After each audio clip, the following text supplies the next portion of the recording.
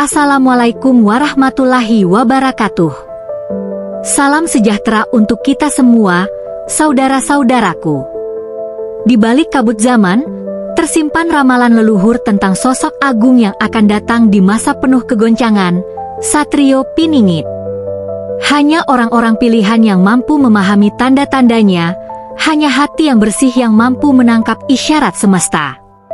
3 lokasi sakral disebut sebagai tempat sang satria bersemayam: Gua Keramat, Sungai Rahasia, dan Gunung Sunyi Penjaga Langit. Ramalan ini bukan sekadar cerita, melainkan pesan untuk kita agar senantiasa bersiap diri, menjaga hati, dan tidak larut dalam keserakahan dunia. Sebelum kita melanjutkan menyingkap tabir rahasia ini, jangan lupa untuk subscribe, like, dan nyalakan lonceng notifikasi. Dengan begitu, Anda tidak akan ketinggalan setiap kisah misteri, ramalan leluhur, dan tanda-tanda zaman yang akan kita ungkap bersama. Jangan lupa juga siapkan kopi Anda, agar lebih nikmat mendengarkan cerita ini. Mari kita telusuri jejak rahasia, membuka pintu gaib yang selama ini tersembunyi, dan menyambut cahaya sang satria yang telah hadir membawa keadilan bagi semesta. Ramalan leluhur kuno menyimpan kabar tentang sosok yang telah hadir sebagai penuntun bangsa. Ia disebut sebagai Satrio Piningit, sang satria tersembunyi yang bersembunyi di balik kabut zaman.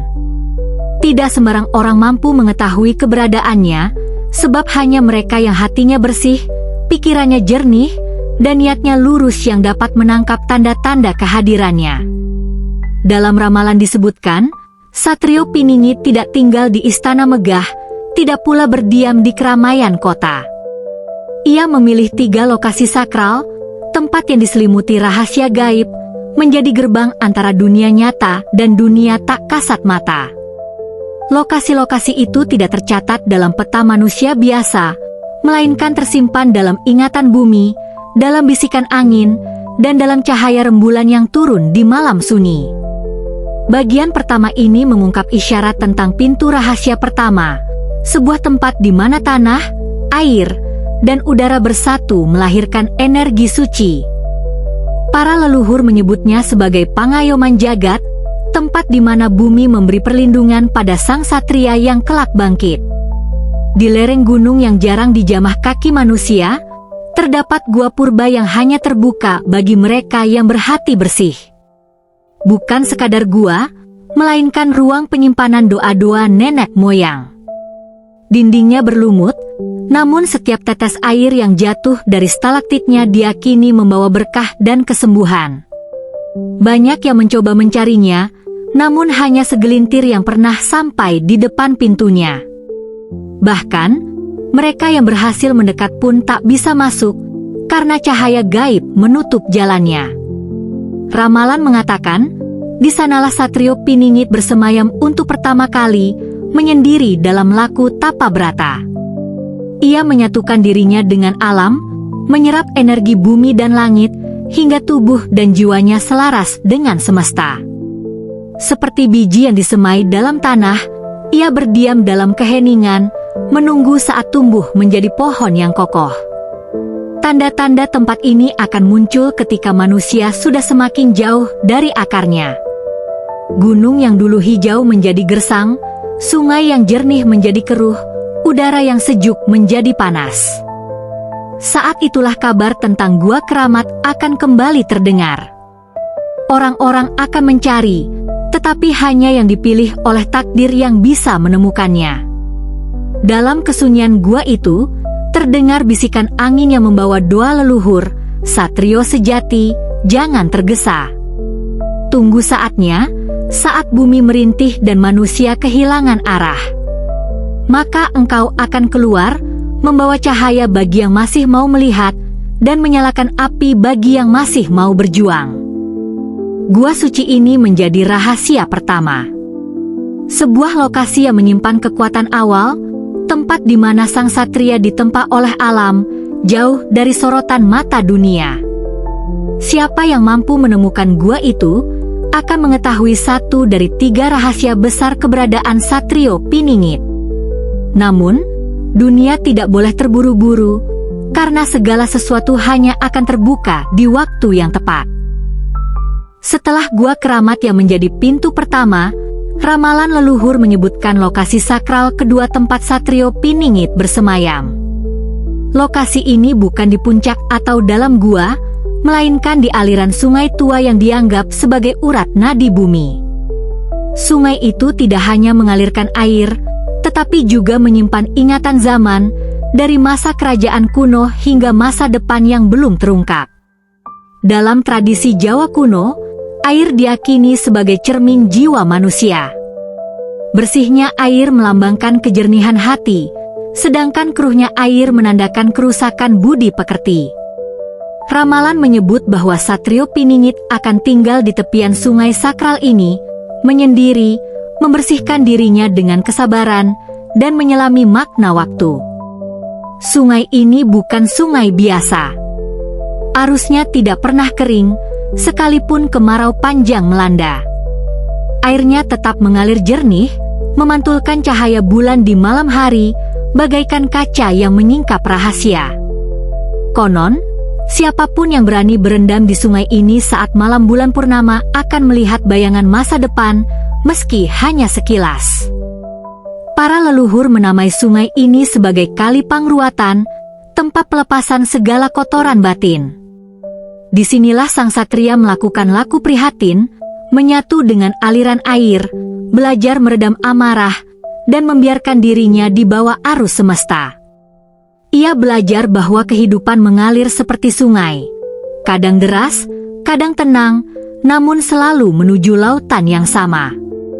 Ramalan berkata, siapa yang menemukan kali suci ini akan memahami rahasia waktu. Airnya adalah guru, arusnya adalah pesan, dan kedalamannya adalah kunci. Namun, tidak sembarang orang mampu menemukan sungai tersebut. Jalannya berliku, dikelilingi hutan lebat, dan dijaga oleh kekuatan gaib. Banyak orang yang tersesat sebelum sampai, bahkan ada yang mendengar suara gamelan gaib di antara pepohonan. Hanya orang dengan hati bersih dan tekad kuat yang dapat menapaki jalannya tanpa hilang arah. Di tepian kali itu, Satrio Piningit belajar mendengar suara semesta. Air yang mengalir membisikkan kabar tentang masa depan, tentang zaman yang hancur karena kerakusan, tentang manusia yang saling memangsa demi kuasa, tentang bumi yang menangis karena rusaknya keseimbangan. Semua itu ia lihat, namun ia tetap diam. Ia tahu, waktu belum tiba. Air sungai itu menjadi saksi, bagaimana seorang satria ditempa oleh kesabaran dan kerendahan hati. Ia menyadari, hanya orang yang mampu merendahkan diri bagaikan air yang mengalir ke tempat rendah, yang kelak bisa memimpin tanpa haus kekuasaan. Ramalan pun menutup dengan pesan, ketika manusia sudah lupa pada kesucian air, maka kali ini akan menampakkan dirinya. Dari sungai itulah lahir kekuatan yang menuntun sang satria keluar dari persembunyian. Lokasi sakral kedua ini bukan hanya tempat tinggal, melainkan penjaga waktu. Sungai itu menyimpan tanda kapan Satrio Piningit akan muncul, kapan ia harus turun ke tengah manusia, dan kapan dunia siap menerima cahaya yang ia bawa. Setelah Gua Keramat yang menyimpan rahasia bumi, dan sungai sakral yang menjadi cermin waktu, ramalan leluhur menyebutkan lokasi ketiga tempat Satrio Piningit bersemayam, Gunung Sunyi Penjaga Langit. Gunung ini tidak terkenal, bahkan jarang disebut dalam kisah sejarah. Ia tidak menjulang megah seperti Merapi atau Semeru, namun justru karena kesunyian itulah ia menjadi tempat yang terpilih. Gunung Sunyi ini dijaga oleh awan, dilindungi oleh kabut, dan diselimuti oleh keheningan yang membuat orang yang datang akan merasa kecil di hadapan semesta. Ramalan berkata, di puncak sunyi, langit berbicara. Di sana satria berlutut, mendengar titah dari Yang Maha Agung. Gunung ini dipercaya sebagai titik pertemuan antara bumi dan langit. Disinilah Satrio Piningit melakukan tapang rame, bukan untuk dirinya sendiri, melainkan untuk bangsa dan umat manusia. Ia menyalurkan doa-doa leluhur ke angkasa, memohonkan ampunan atas segala kerusakan yang dilakukan manusia, sekaligus memohon kekuatan agar kelak mampu menuntun tanpa goyah. Puncak gunung ini selalu diselimuti kabut putih. Banyak orang percaya, itu bukan sekadar kabut, melainkan tirai gaib yang menutupi keberadaan sang satria. Hanya saat bulan purnama atau ketika langit benar-benar jernih, tirai itu terbuka sedikit, menampakkan sinar bintang yang seolah jatuh langsung ke puncak. Orang-orang yang melihat fenomena ini meyakini bahwa sang satria sedang bersemedi. Di puncak gunung sunyi ini pula, terdengar suara gaib yang diyakini sebagai pesan dari langit. Kadang berupa suara kidung kuno, kadang berupa petir yang bergaung tanpa hujan, seakan semesta sedang berkomunikasi. Satrio Piningit belajar menafsirkan tanda-tanda itu, memahami rahasia kosmik yang tak tertulis dalam kitab manapun. Gunung Sunyi menjadi tempat penggemblengan terakhir. Jika gua adalah rahasia bumi, sungai adalah rahasia waktu, maka gunung ini adalah rahasia langit. Disinilah sang satria memahami garis takdir, kapan ia harus keluar, apa yang harus ia lakukan, dan bagaimana ia harus menjaga keseimbangan dunia. Ramalan juga menyebut tanda kehadirannya, ketika gunung yang lama sunyi mulai ramai, ketika manusia merusak hutan demi harta, maka penutup langit akan terbuka. Satria akan turun, membawa pesan langit yang selama ini tersembunyi. Namun, hanya sedikit orang yang mampu mencapai puncak ini. Jalan setapak licin, jurang menganga di kiri kanan, dan suara gaib sering membuat orang tersesat. Ada yang mendengar tangisan, ada pula yang mendengar tabuhan kendang. Semua itu adalah ujian, agar hanya mereka yang benar-benar siap yang bisa sampai. Gunung Sunyi bukan sekadar tempat singgah, tetapi penjaga langit yang mengikat perjanjian leluhur dengan masa depan. Disinilah Satrio Piningit bersumpah, bukan untuk menguasai, melainkan untuk mengabdi pada kemanusiaan. Setelah gua keramat yang menyimpan rahasia bumi, dan sungai sakral yang menjadi cermin waktu, ramalan leluhur menyebutkan lokasi ketiga tempat Satrio Piningit bersemayam, Gunung Sunyi Penjaga Langit. Gunung ini tidak terkenal, bahkan jarang disebut dalam kisah sejarah.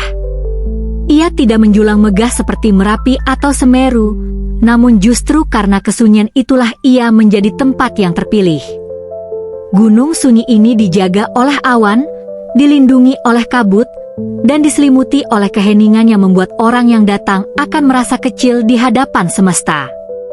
Ramalan berkata, di puncak sunyi, langit berbicara. Di sana satria berlutut, mendengar titah dari Yang Maha Agung. Gunung ini dipercaya sebagai titik pertemuan antara bumi dan langit. Disinilah Satrio Piningit melakukan tapang rame, bukan untuk dirinya sendiri, melainkan untuk bangsa dan umat manusia. Ia menyalurkan doa-doa leluhur ke angkasa, memohonkan ampunan atas segala kerusakan yang dilakukan manusia, sekaligus memohon kekuatan agar kelak mampu menuntun tanpa goyah. Puncak gunung ini selalu diselimuti kabut putih. Banyak orang percaya, itu bukan sekadar kabut, melainkan tirai gaib yang menutupi keberadaan sang satria. Hanya saat bulan purnama atau ketika langit benar-benar jernih, tirai itu terbuka sedikit, menampakkan sinar bintang yang seolah jatuh langsung ke puncak. Orang-orang yang melihat fenomena ini meyakini bahwa sang satria sedang bersemedi. Di puncak gunung sunyi ini pula, terdengar suara gaib yang diyakini sebagai pesan dari langit. Kadang berupa suara kidung kuno, kadang berupa petir yang bergaung tanpa hujan, seakan semesta sedang berkomunikasi. Satrio Piningit belajar menafsirkan tanda-tanda itu, memahami rahasia kosmik yang tak tertulis dalam kitab manapun. Gunung Sunyi menjadi tempat penggemblengan terakhir. Jika gua adalah rahasia bumi, sungai adalah rahasia waktu, maka gunung ini adalah rahasia langit. Disinilah sang satria memahami garis takdir, kapan ia harus keluar, apa yang harus ia lakukan, dan bagaimana ia harus menjaga keseimbangan dunia. Ramalan juga menyebut tanda kehadirannya, ketika gunung yang lama sunyi mulai ramai, ketika manusia merusak hutan demi harta, maka penutup langit akan terbuka. Satria akan turun, membawa pesan langit yang selama ini tersembunyi. Namun, hanya sedikit orang yang mampu mencapai puncak ini. Jalan setapak licin, jurang menganga di kiri kanan, dan suara gaib sering membuat orang tersesat.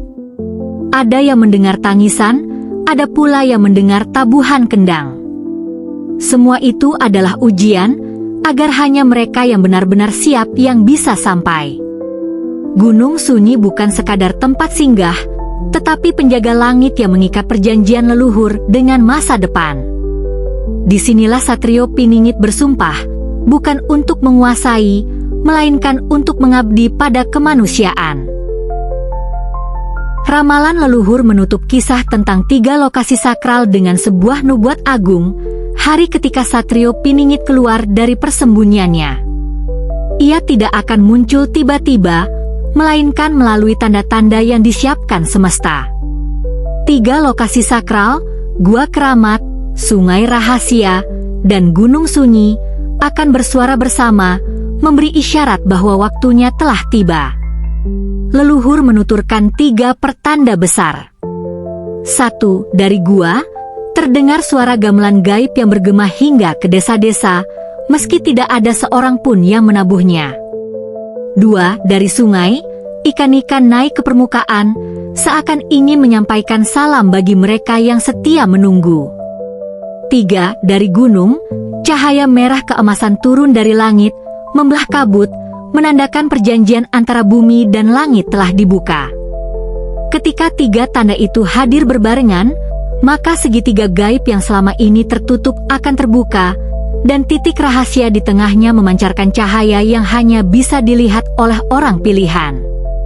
Satrio Piningit akan turun bukan dengan kemegahan, melainkan dengan kesederhanaan. Ia tidak mengenakan mahkota, tidak pula membawa pasukan. Justru ia akan datang dengan wajah yang tak dikenali banyak orang, hidup sederhana, berjalan di tengah rakyat tanpa disadari. Ramalan berkata, ia yang datang bukan untuk mencari kuasa, tetapi untuk menyatukan hati. Ia yang berjalan bukan untuk ditinggikan, tetapi untuk merangkul semua manusia. Dalam dirinya akan bersinar 3 kekuatan. Dari gua, ia membawa keteguhan bumi. Dari sungai, ia membawa kebijaksanaan waktu. Dari gunung, ia membawa wahyu langit. Ketiga kekuatan itu akan berpadu, menjadikannya pemimpin yang tak terkalahkan, bukan karena senjata, tetapi karena kasih dan kebijaksanaan. Satrio Piningit hadir bukan untuk menghakimi, melainkan untuk merangkul. Ia akan menyatukan yang tercerai-berai, menenangkan hati yang resah, dan menyalakan kembali harapan yang padam. Ia adalah penyeimbang, hadir saat manusia sudah terlalu jauh dari keseimbangan. Namun, ramalan memberi pesan tegas, kehadirannya hanya akan berarti jika manusia siap berubah. Bila manusia tetap dalam kerakusan, tetap memuja harta dan kuasa, maka kehadirannya akan sia-sia. Leluhur menutup dengan sabda, Satrio sejati bukanlah sosok yang dinanti untuk disembah, tetapi cahaya yang datang untuk menuntun. Barang siapa mengikuti cahayanya, ia akan selamat. Barang siapa menolak, ia akan tersesat dalam kegelapan zaman. Maka, bukan penting di mana lokasi sakral itu berada, melainkan bagaimana manusia mempersiapkan hati dan jiwanya. Sebab, saat sang satria keluar dari persembunyian, dunia tidak lagi sama. Bumi akan sejuk, langit akan terang, dan manusia akan kembali mengenal arti welas asih.